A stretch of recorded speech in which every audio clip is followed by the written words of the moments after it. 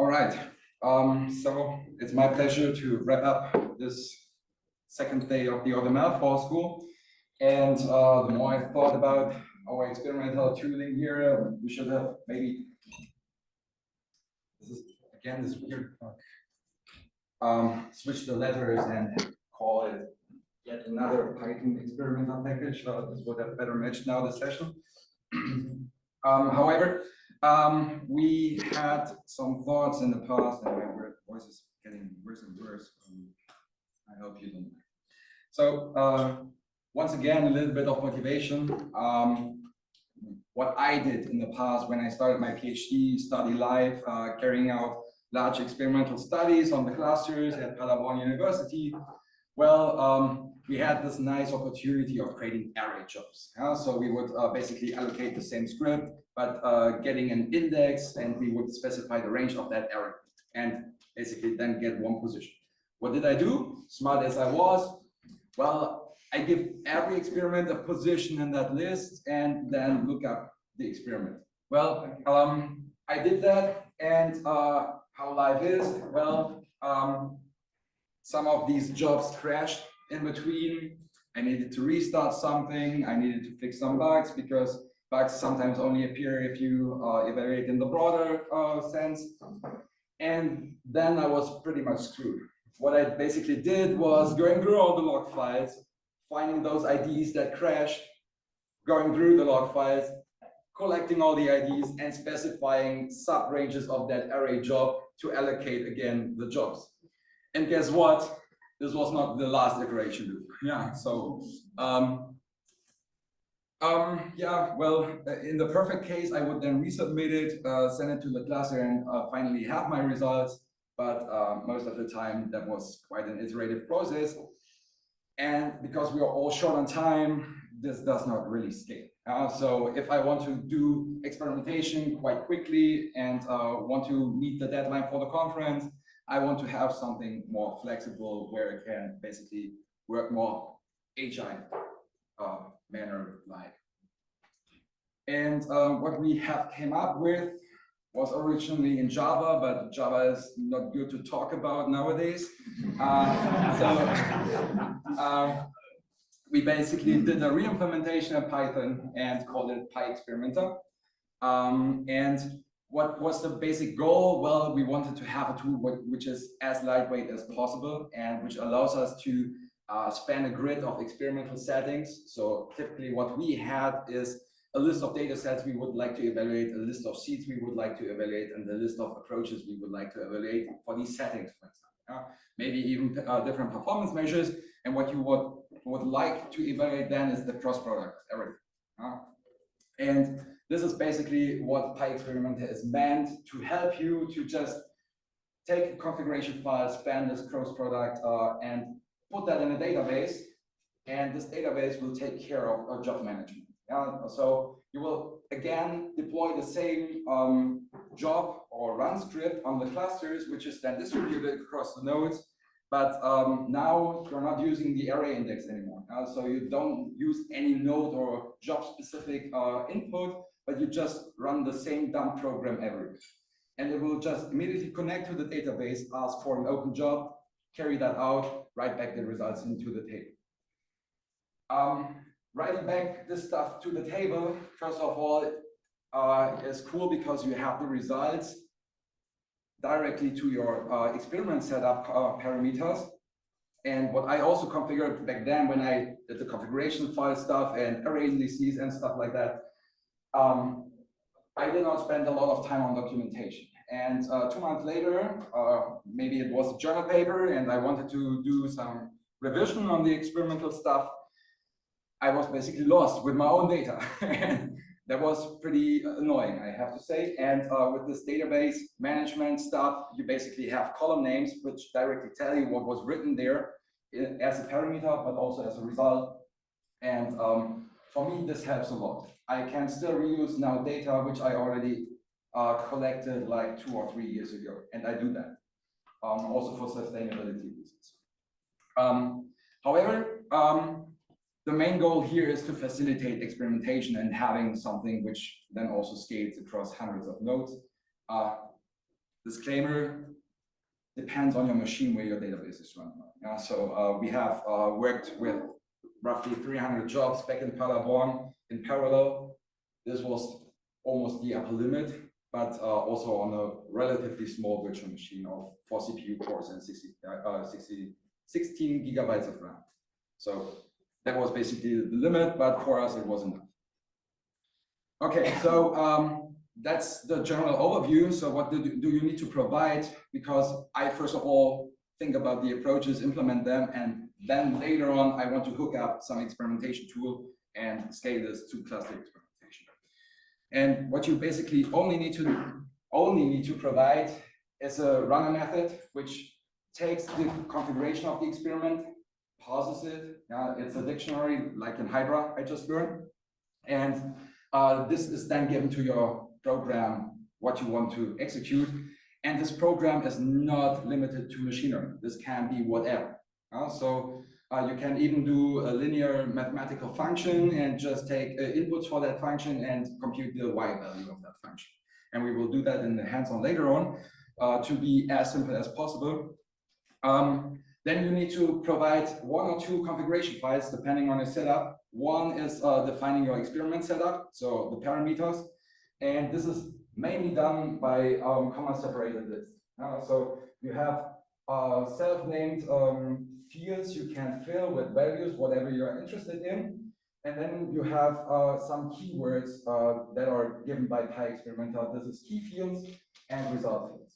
Key fields is a comma-separated list of these denominators here, where you basically say how you want to span your cross product, and result fields can then be whatever you want to log as a result for the experiments, and this is basically just a column then in the database table.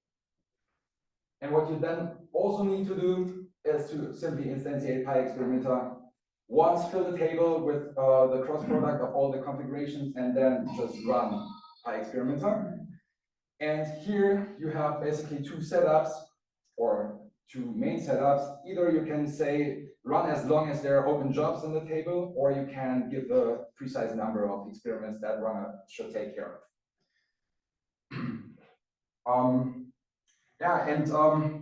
The second part is the database configuration. So if you run with MySQL databases, you need to provide your credentials. If you want to operate with SQLite, this is not necessary. So you have a local file, you can directly access it, and you're done. And this is basically all you need to do. And speaking about the complexity of using this stuff, me as a Java developer and not a professional Python developer can use this thing together with some documentation. So I would say there we were quite successful in making this thing usable. And in order to guide you a little bit through the process, how a workflow would look like, I have also prepared some workflow for that. So eventually, you first of all set up the config files. You embed your program with a run method. You fill the database table, and you start this experiment runner. And then we also provide some functionalities in order to restart some experiments according to their status. So every experiment will be associated with a status. Either it's freshly created, so brand new in the table. It is running, so it's currently processed on the cluster or whatever compute machine you have. You can also do it locally. It's error, so there was some exception, and this exception is also automatically logged into the table. So you can even then later on work on that table and group by exceptions, count how many times one error occurred, whatsoever. Really helps to have these stack traces directly there and debug stuff. And done. So this is basically finished experiment.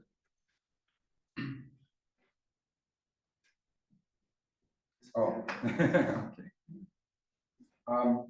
okay. So what can you use this table then also for in the database? Well, you can monitor your experiments. So you can see how many jobs have already been done, how many are still open, how many errors have been there. And with that, you can also already incorporate relatively short-term feedback loops and reset experiments once you notice that they are failing. And eventually, you, of course, are interested in the data that has been computed. And for that, you can basically read out then this database table, and PyExperimenter will also give you a quick handle to just extract the data frame from pandas from that table, and then you can do whatever you are used to do with pandas data frames. So here is some props of the entire development team. I ordered them according to their Git commits on the repo. And my name down here is in parentheses. This is on purpose because I just did some crocodile management and worked on the Java implementation. And therefore, I did not commit any single line of code here. Shame on me. But I will promise some better behavior in the near future. All right. Are there any questions so far? So, just to be sure, the config, is it the config of it's basically the hash parameters or something like that? For example, if you're interested in machine learning, you could also configure hyperparameters of your machine learning model and then do some grid search, for example. Okay. Yeah. You can also do AutoML experiments with that. So you give in data sets, a seed, and whatever you would like to configure for your AutoML tool. And what I have not taught you so far is that you can also do anytime performance tracking in between. So what you can do basically is to then run your AutoML system in the configuration you get from PyExperimenter and have log tables that are immediately associated with the respective experiment. So there's no way around. It will immediately connect every log you do in between to that particular experiment. Yeah? So you have a one-to-n mapping in the log tables. And then you can basically just push every evaluation of a candidate pipeline you do in between to the database table and keep track. Yeah. So right now you mentioned configurations. So for example, in machine learning with hyperparameters where you have a bit space. So for example, having a grid, you want to have, I don't know, every second step, like there is 0.2, then you want to have a value between, for example, 0 and 1. Are you able to give this as a single input in a for the config files to be generated, or do you need to specify each value by yourself in an individual config files? Yeah. So the config files don't support that so far, but you are not limited to provide configurations via this config file interface, but you also have a function you can call where you can tailor your config space you want to have. And there you can basically implement whatever constraints you have. You can even exclude data sets for some approaches. For example, there you can do basically anything. And on our GitHub pages there, you can also find examples of to do that.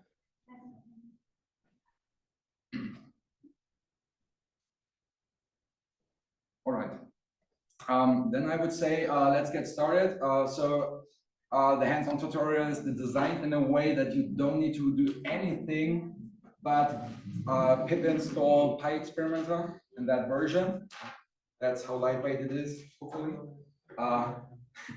This might take now 10 minutes for you probably here with the internet connection. And here you can find a Jupyter notebook I prepared with a step-by-step to-do list of 11 or 12 to-do items. And I will also then shortly move on. Sorry. Just download. Yeah, it's a Munich University link share by our compute infrastructure center. Please just press download. Then you should get the file. Sorry, do you have any price conversion requirements? I think so. Yes, I think it's at least 3.8. Okay, thank you. I think before that it doesn't work. Yeah. That's good. So far, you win in terms of link line. Yeah, this was the challenge I took on. Somebody can do this. All right. I fear it's not as lightweight as you could manage to install and play around with it and familiarize with the framework in like 10 minutes. but hopefully I could already tease you in the direction. And to tease you even more, I would like to show you what the solutions would be like, so that you at least get an idea, and we can still have maybe some questions. So of course, even though I'm not a Python developer, I prepared some solutions here. So first of all, this run experiment method is pretty simple and straightforward here. So you just access the fields in the config dictionary and pass that into variables. Oh, yeah, I can.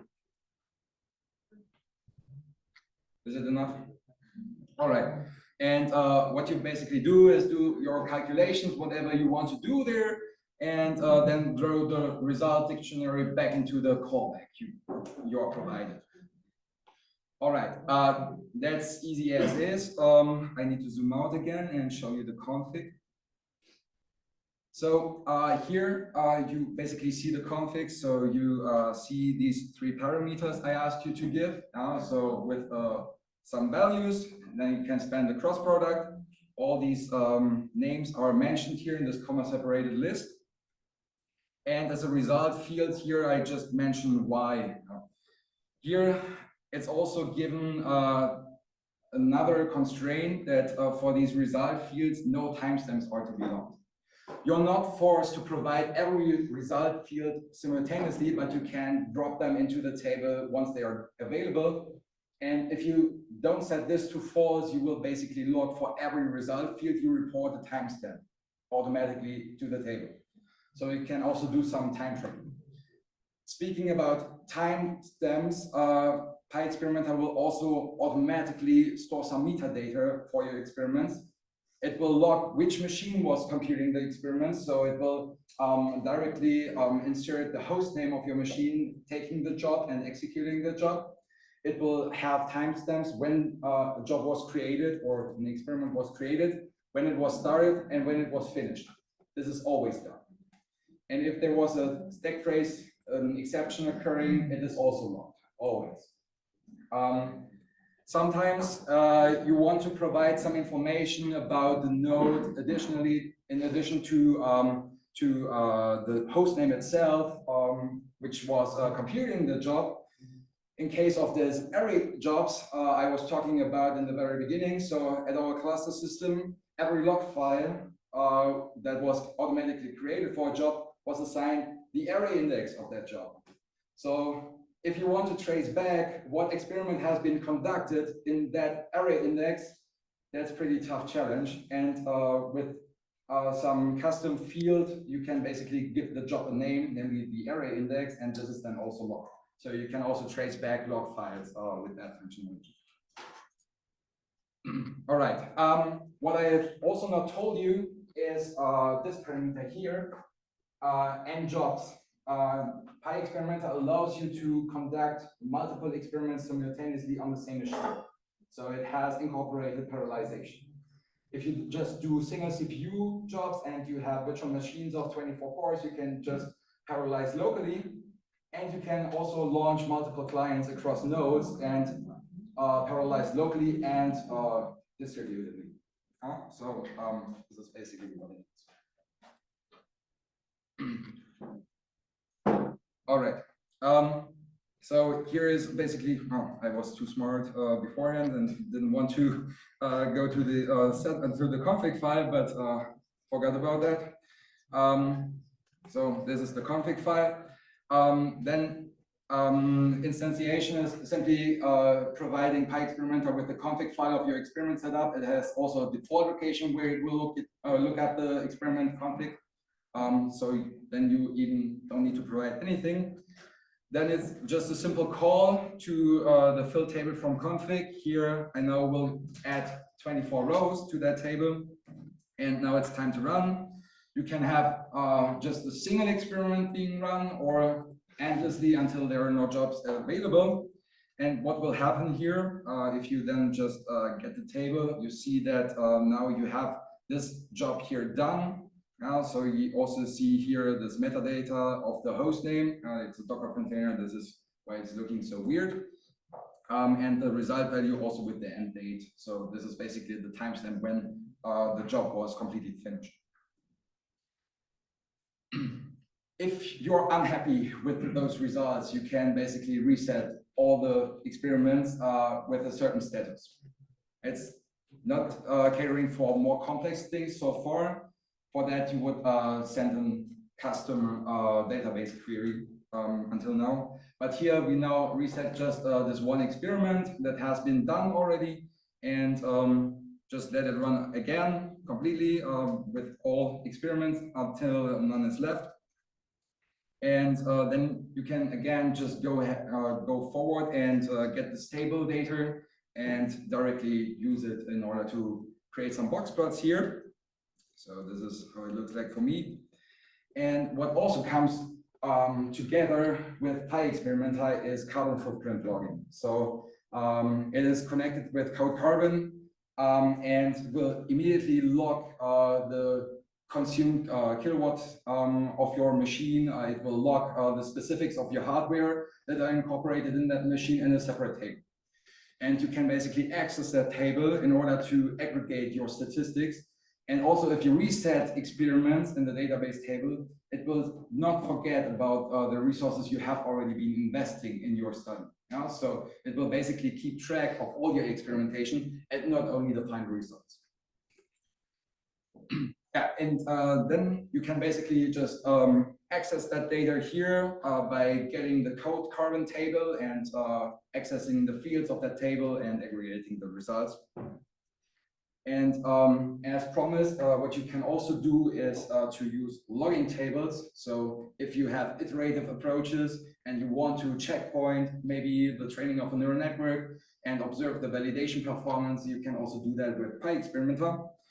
And what you do here is that you extend this config file we have just seen by another keyword called log tables. And here you basically give the name to the table, and this is the type, but the type is defined by a string with as a comma separated list again. So as before, you can basically design a table of result values you would like to log, and then every entry in that table is automatically associated with the experiment ID where this logging comes from. There is no way around. And hopefully this helps you also to change your life or whatsoever. Yeah, so I would recommend to just try both and use whatever you're most comfortable with. I mean, since I was involved in the development, this is my choice because I have a learning curve of 0 at this moment. And I love these databases because I also have scripts to automatically generate result tables, figures, and whatsoever. And automate also that part of scientific work.